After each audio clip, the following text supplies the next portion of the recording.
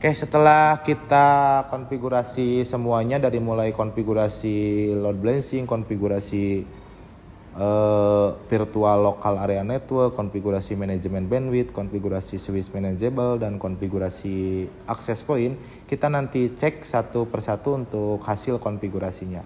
Oke, kita cek dulu hasil konfigurasinya. Nah, ini kita cek dulu untuk IP yang didapat nanti oleh klien ya, kita detail dulu. Nah, ini IP yang ada di port 234 untuk klien ya.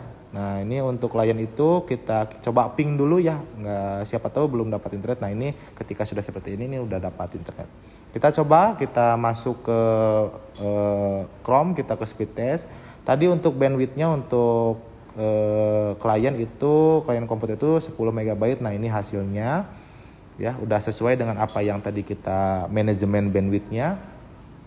Setelah kita cek untuk bandwidth yang didapat oleh klien, kita cek juga bandwidth yang didapat oleh access point. Nah, ini untuk access point kita hidupkan dulu wifi-nya ya, kita disablekan untuk ethernetnya. Nah, kita koneksikan dulu ke access point-nya. Nah, ini udah ada ya, namanya praktek.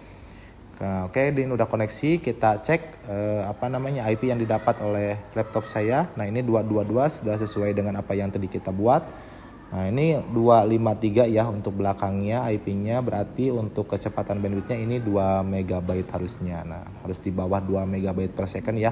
Karena tadi kita buat untuk manajemen bandwidth di IP address yang ada di access point itu maksimal limitnya 2 MB. Nah, ini udah selesai untuk konfigurasinya. Terima kasih sudah menonton. Assalamualaikum warahmatullahi wabarakatuh.